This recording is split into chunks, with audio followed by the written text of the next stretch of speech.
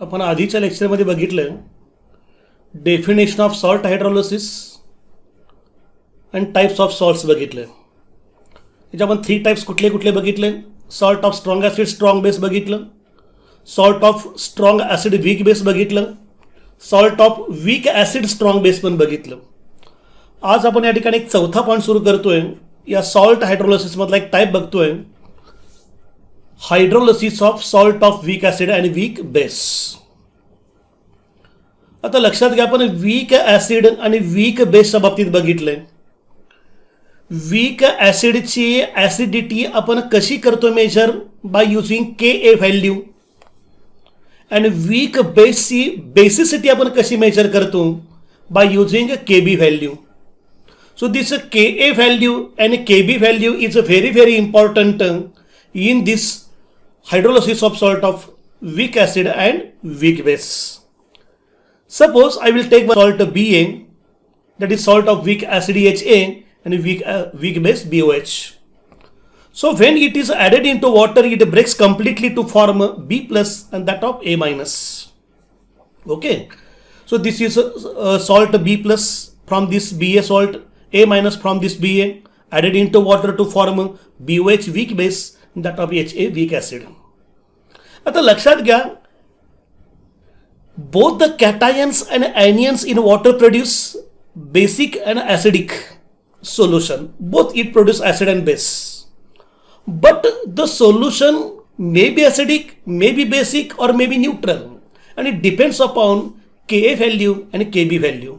आता लक्षात घ्या, बघा मला काय म्हणायचं आहे, जर याच्यामधल्या Ha ॲसिडची Ka व्हॅल्यू जर BOHच्या Kb व्हॅल्यूपेक्षा जर ग्रेटर असेल तर सोल्युशन नक्की लक्षात ठेवा ॲसिडिक असणार आहे. जर Kbची व्हॅल्यू ग्रेटर असेल या बेसची दॅन Ka, तर सोल्युशन नक्की बेसिक असणार आहे. आणि if Ka value is exactly equal to Kb असेल तर सोल्युशन नक्कीच न्यूट्रल असणार आहे. म्हणजे अशा प्रकारच्या सॉल्ट हायड्रोलिसिसची लक्षात घ्या acidity, basicity or neutrality depends upon Ka आणि Kb व्हॅल्यू. याचे आपण 3 टाईप्स बघूया, लक्षात घ्या एक्झॅक्ट, की जेणेकरून आपल्याला एक्झाम्पल थ्रू हे एक्सप्लेन करता येईल. आता बघा, पहिलाच आपण सॉल्ट यातला टाईप घेतोय, सॉल्ट ऑफ वीक ॲसिड आणि weak base for which Ka is greater than Kb. आता लक्षात घ्या, Ka is greater than Kb म्हणजे नक्की काय, सोल्युशन नक्कीच ॲसिडिक असणार आहे.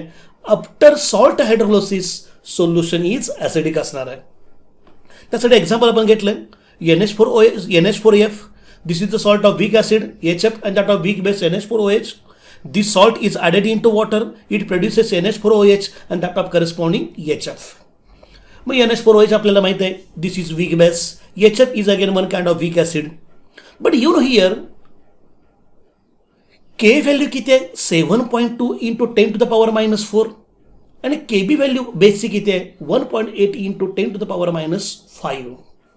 ही व्हॅल्यू आपल्याला काय सांगते आहे की Ka ची व्हॅल्यू 10 टाइम्स जवळपास ग्रेटर आहे दॅन दिस Kb व्हॅल्यू.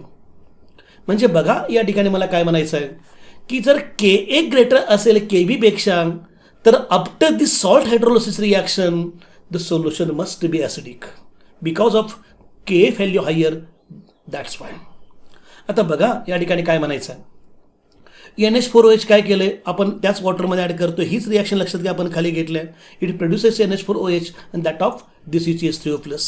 यातला F मायनस आपण आहे तसा घेतला आहे. F minus can react with H2O to form HF plus OH minus. आता यात बघा मला काय म्हणायचं आहे, NH4 ions hydrolyse to a slightly greater extent than the F minus. That means the reaction produces more H3O+. लक्षात घ्या, यातला NH4+ आयन्स आहे तो ग्रेटर हायड्रोलाइज करतो, लक्षात घ्या, F- पेक्षा. म्हणजे NH4+ वॉटरबरोबर जास्त रिॲक्ट होतो या F- पेक्षा. म्हणजे जास्त रिॲक्ट होतो म्हणजे काय, इट प्रोड्युसेस मोर H+. हा कमी रिॲक्ट होतो म्हणजे सांगा नक्की काय, कमी OH- क्रिएट होतोय. याचा अर्थ लक्षात ठेवा, इथं H+ ग्रेटर आहे. H+ ग्रेटर म्हणजे नक्कीच लक्षात ठेवा या ठिकाणी काय म्हणायचं आहे, solution is acidic. So after this hydrolysis reaction yes, solution is acidic in nature because of H+ is greater and Ka is greater. That's why. इथं क्लिअर म्हटलं लक्षात घ्या, NH4 plus ions hydrolyzed to a slightly greater extent than the F minus ions. That means what? The reaction produces more H plus ions than OH minus produced in the reaction. In other words, NH4 plus ions slightly stronger acid than F minus, that act as one kind of base. Therefore, NH4F is thus only slightly acidic and turn blue litmus paper red. कारण ॲसिडिकमध्ये नक्की होतं काय, blue litmus paper changes to red. So this is about one example here. Salt of weak acid weak base for Ka is greater than Kb, solution is acidic. आता बघा पुढच्या एक्झाम्पलमध्ये याच्या उलटा पण एक्झाम्पल घेतोय. Salt of weak acid weak base no doubt, but here Ka is less than corresponding Kb. आता बघा या ठिकाणी काय म्हणायचं आपल्याला, आपण एक सॉल्ट घेतलं NH4Cn, याचं नाव आहे अमोनियम सायनाइड.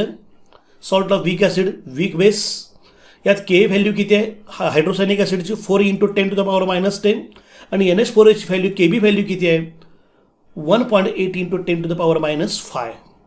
तुम्हाला दिसतंय लक्षात घ्या, इथं Kb खूपच जास्त आहे Ka पेक्षा, जवळपास 1,00,000 times more than Ka value. आता बघा, again this salt contains cation, this salt contains anion, react with water to produce corresponding NH4OH aqueous plus HCN aqueous. Weak base create करतं आणि वीक ॲसिड पण produce करतं. ठीक आहे. आता बघा यातला NH4 प्लस आपण सेपरेटली वॉटर बरोबर ॲक्ट करतोय. NH4 plus react with the water to produce NH4OH and SCO plus. This Cn minus again react with water to produce hydrocyanic acid and that of OH minus. आता लक्षात घ्या, तुम्हाला काय दिसतंय की Cn minus ion hydrolyse करतंय. हा Cn minus water बरोबर जास्त रिॲक्ट होतोय as compare to NH4 plus. याचा अर्थ काय, Cn मायनस वॉटर बरोबर जास्त रिॲक्ट होतोय म्हणजे काय, जास्त OH मायनस क्रिएट करतोय. हा कमी रिॲक्ट होतोय वॉटर म्हणजे नक्की काय, हा कमी H प्लस क्रिएट करतोय, H प्लस ॲसिडिक कमी करतोय. याचा अर्थ लक्षात ठेवायचा आहे की नक्कीच Cn मायनस वॉटर बरोबर जास्त रिॲक्ट होतोय, जास्त OH मायनस क्रिएट करतोय, जास्त OH मायनस क्रिएट करतोय म्हणजे बेसिक आहे. सो बेसिक आहे म्हणजे सांगा नक्कीच काय, Kb is greater than Ka. म्हणून या ठिकाणी काय म्हणायचं आहे लक्षात घ्या की या ठिकाणी the reaction produces more OH minus ions than H3O plus means H plus. Okay, therefore the solution is basic in nature. आणि बेसिक सोल्युशन नेहमी काय करतं, रेड लिटमस पेपरचा ब्ल्यू करतं.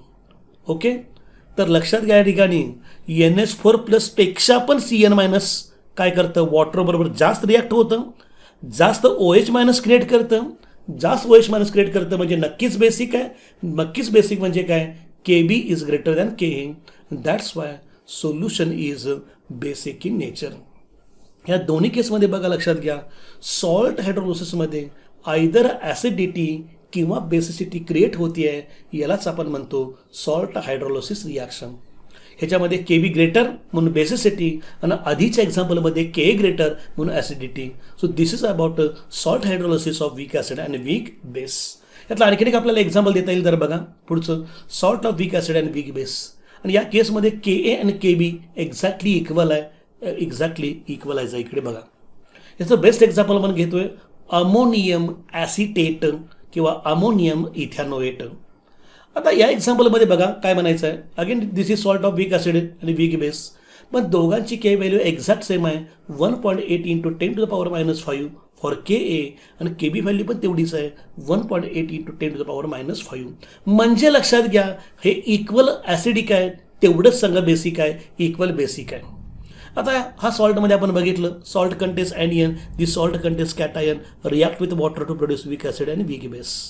आता लक्षात घ्या ॲसिडेट कुठं ॲक्ट होणार आहे, वॉटरला ब्रेक करणार आहे, वॉटर बरोबर रिॲक्ट होणार आहे.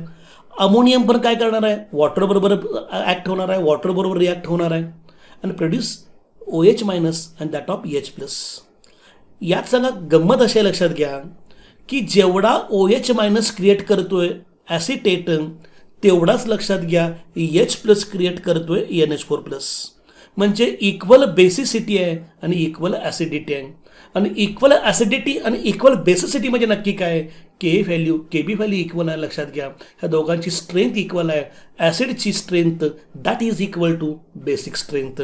That's why solution is neutral in nature, not changes blue litmus paper red or red litmus paper blue.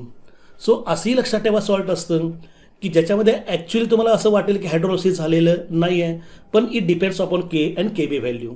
So this is one kind of example where K A is exactly equal to K B, where neutral solution is created, not acidic and not basic. तर लक्षात ठेवा, हे आपले 4 type आपले होते, salt हायड्रोलिसिसमधले आणि types of सॉल्ट्समधले. Okay, मग लक्षात ठेवायचं it produce either acidity, basicity, हे महत्त्वाचं आहे, इम्पॉर्टंट आहे. ओके, इथं आपला पॉईंट संपला. आपण नेक्स्ट पॉईंट या ठिकाणी स्टार्ट करतोय आणि अतिशय महत्त्वाचा आहे तो म्हणजे बफर सोल्युशन. बफर सोल्युशन म्हणजे नेमकं काय असणार आहे बघा. Our body again contains one kind of buffer solution. बफरला आपण इंग्लिशमध्ये म्हणतो टू रेजिस्ट, त्याला आपण म्हणतो स्टॉप करणे, थोपविणे आपण त्याला म्हणतो. ओके, त्याला पुढं वाढू न देणे आपण म्हणतो, किंवा डिक्रीज न होऊ देणे किंवा इन्क्रीज न होऊ देणे, दॅट इज बफर. ह्याचं तुम्हाला एक सोपं एक्झाम्पल देता येईल आपल्याला. बाजी प्रभूंनी आपल्याला आठवतं की पावनखिंड लढवली, शत्रूंना पुढे जाऊ दिलं नाही, स्टॉप त्याच ठिकाणी पावनखिंडीमध्ये केलं. जोपर्यंत विशाळगडावरून शिवाजी महाराजांच्या तोफांचा आवाज येत नाही तोपर्यंत ही खिंड लढवली बाजी प्रभूंनी, आणि सैनिक शत्रूंना त्याच ठिकाणी स्टॉप केलं. स्टॉप केल्यामुळं आपले महाराज त्या ठिकाणी विशाळगडवर जाऊ शकले, आणि आपल्याला तो बराच पुढचा इतिहास माहीत आहे. म्हणजे इथं बाजी प्रभूंनी काय केलं आहे, त्या सैन्यात त्या शत्रूंना अडवण्याचं काम केलं, स्टॉप करायचं काम केलं. तसंच बफर पण काहीतरी स्टॉप करतं आहे. pH वाढू पण देत नाही आणि कमी पण होऊ देत नाही, ते स्टॉप करतं आहे. नॉट डिक्रीज नॉट इन्क्रीज, यालाच आपण म्हणतो बफर सोल्युशन. आपल्या बॉडीच्या आतमध्ये पण बफर सोल्युशन असते, सॉईलमध्ये पण लक्षात घ्या बफर ॲक्शन असते. बफर सोल्युशनचं काम एवढंच आहे की येस इक्वॅलिटी मेंटेन करणं, येस ती व्हॅल्यू पर्टिक्युलर व्हॅल्यू इन्क्रीज न होऊ देणं किंवा डिक्रीज न होऊ देणं. तो आपला पॉईंट स्टार्ट करतोय बफर सोल्युशन. लक्षात घ्या, अशा प्रकारचं एक सोल्युशन आहे की ज्या सोल्युशनचा pH डेफिनेट असतो, फिक्स असतो, आणि pH रेजिस्ट होतो, चेंज होऊ देत नाही आहे. कधी चेंज होऊ देत नाही आहे, if you dilute it is diluted. आपण आता वॉटर ॲड केलं तरी पण pH वाढत नाही किंवा कमी होत नाही. It is a kept for longer time. आपण लॉंगर टाईमसाठी त्याला ठेवलं तरी पण बफर सोल्युशन काय करतं, pH वाढू पण देत नाही, कमी पण होऊ देत नाही. आणि समजा आपण स्मॉल अमाऊंट ॲसिडची किंवा बेसची ॲड केली तरीसुद्धा लक्षात घ्या pH वाढू पण देत नाही, कमी पण होऊ देत नाही. यालाच आपण काय बरं म्हणतो, बफर सोल्युशन. आपल्या ब्लडचा pH आपल्याला माहिती आहे 7.4 एवढा आहे.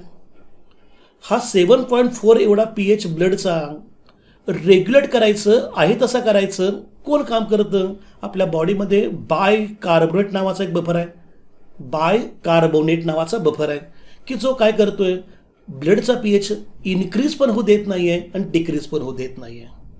सो मला बफर सोल्युशनची एक्झॅक्ट डेफिनेशन काय म्हणायचं आहे, the solution whose pH value is fixed and which resist the change in pH value. तो रेजिस्टन्स क्रिएट करतो pH व्हॅल्यू चेंज न होऊ देण्यासाठी. Even though if you it is diluted, keeping for long time, or even though if you add a small amount of strong acid or strong base into that. यालाच आपण म्हणतोय buffer solution, जो pH वाढू पण देत नाही, कमी पण होऊ देत नाही. तुम्ही कितीही वॉटर ॲड करा, त्याला कितीही लॉंग टाईम त्याला तुम्ही प्रिझर्व करून ठेवा, किंवा थोडी अमाऊंट्स ॲसिडची ॲड करा किंवा बेसची ॲड करा, यालाच आपण म्हणतोय बफर सोल्युशन. आपण बफर सोल्युशन फक्त 2 टाईप या ठिकाणी घेणार आहे.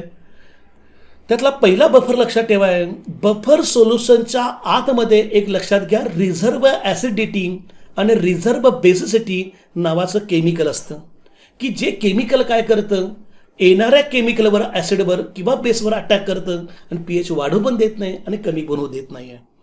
यातला पहिला टाईप आपण बघणार आहे लक्षात घ्या बफर सोल्युशनचा, त्याचं नाव आहे ॲसिडिक बफर सोल्युशन. आता लक्षात घ्या, ॲसिडिक म्हणलं की लक्षात ठेवायचं pH इज लेस दॅन 7.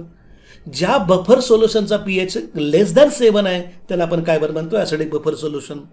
आणि ज्या सोल्युशनचा लक्षात घ्या बफर सोल्युशनचा pH ग्रेटर दॅन 7 आहे त्याला आपण काय म्हणतो, बेसिक बफर सोल्युशन. आता बघा हे कसं प्रिपेअर करायचं याचं तुम्हाला त्यांनी एक टेक्निक दिलेलं आहे बघा. आता ॲसिडिक बफर सोल्युशन कसं प्रिपेअर करणार आहे की एक वीक ॲसिड घेणार आहे आणि या वीक ॲसिडमध्ये आपण एक सॉल्ट ॲड करणार आहे. हे सॉल्ट कुणाचं बनलं असलं पाहिजे, याच वीक ॲसिडचं आणि एका स्ट्रॉंग बेसचं. बघा हे अतिशय महत्त्वाचं आहे. How this acidic buffer solution is prepared? It is prepared by mixing.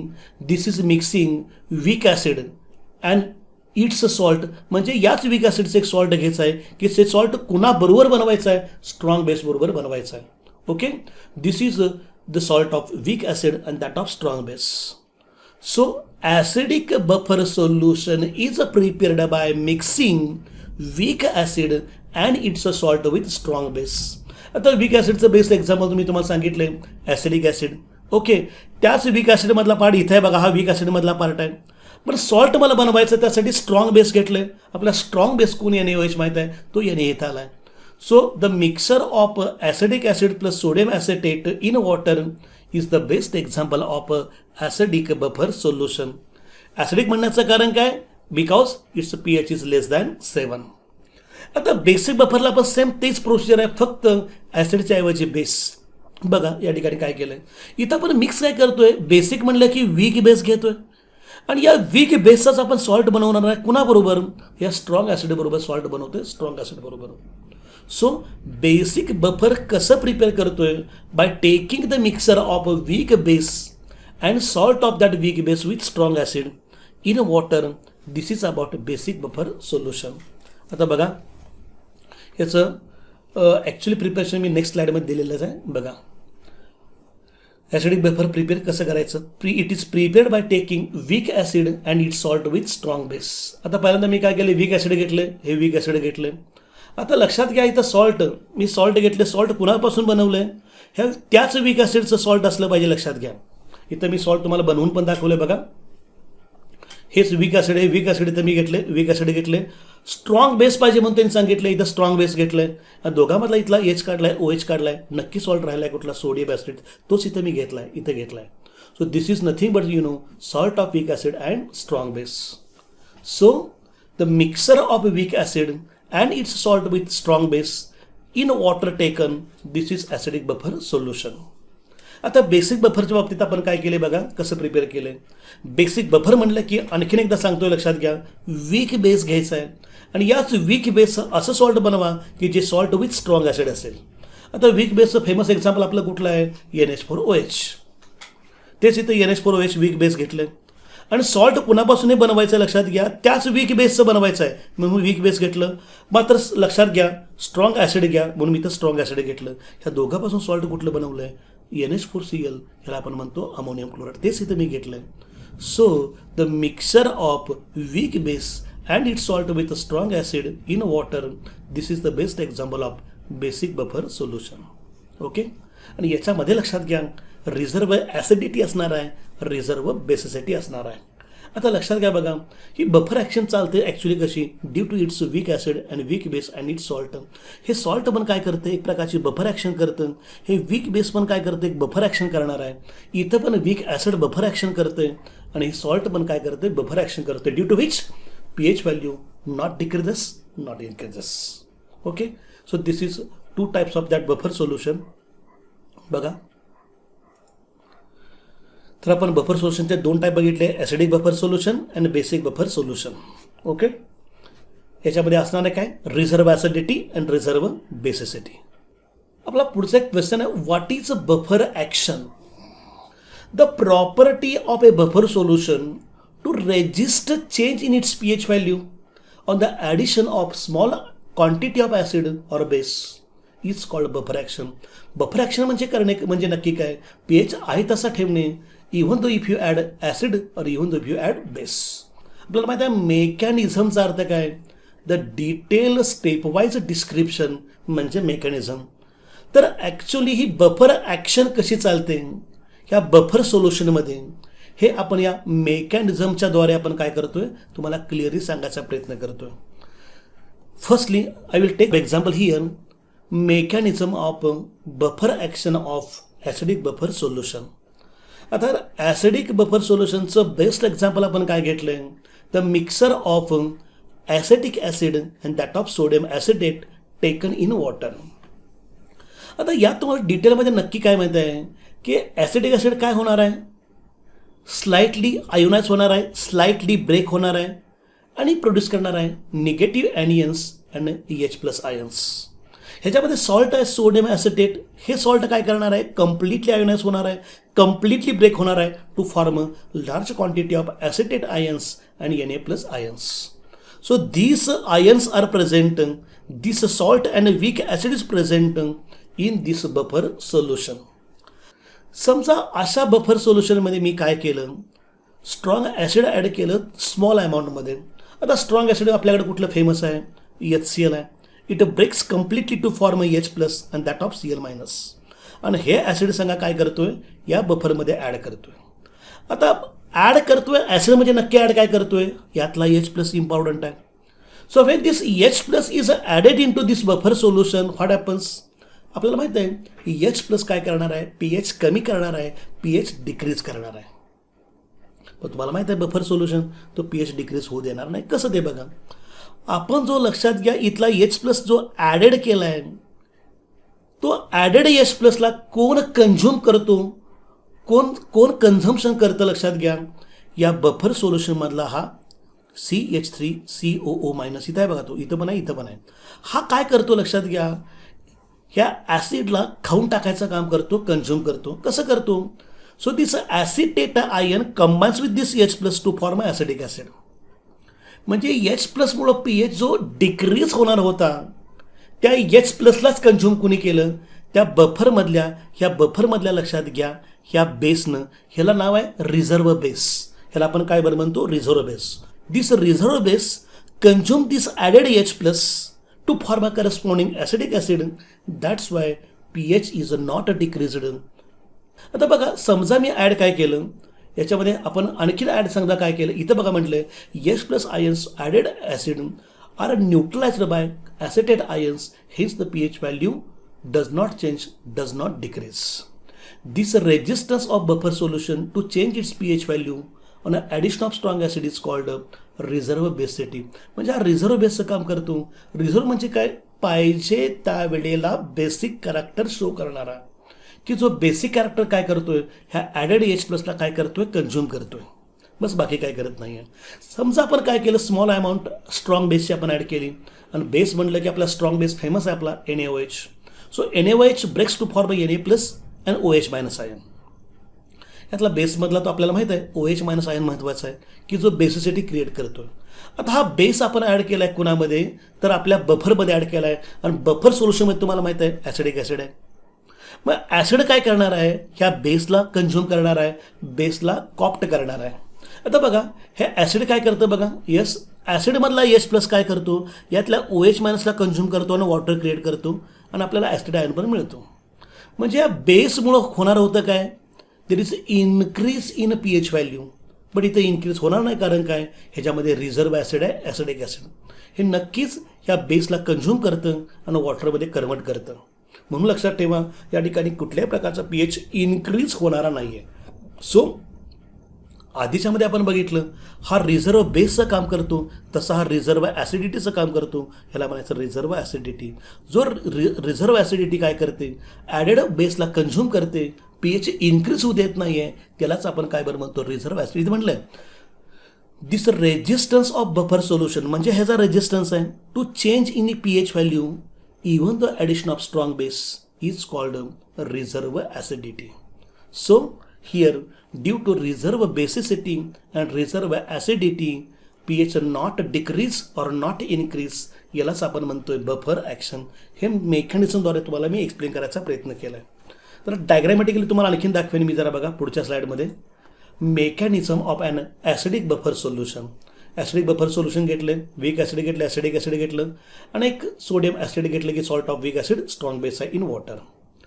आता ॲसिडिक बफर म्हणलं की pH तुम्हाला माहिती आहे <7 आहे, आणि हे बफर सोल्युशन मी एका ह्या टेबलमध्ये काढले. वीक ॲसिड घेतलं, हेच वीक ॲसिड मी इथे घेतले, breaks to form slightly to form acetate and that of corresponding H+. त्याच्यामध्ये त्या बफरमध्ये सांगा सोडियम ॲसिड पण आहे, ते कम्प्लिटली ब्रेक होणार आहे to form acetate and corresponding Na+. आधीचं लक्षात घ्या, फक्त डायग्रॅमॅटिकली दाखवले, बाकी काय केलेलं नाही.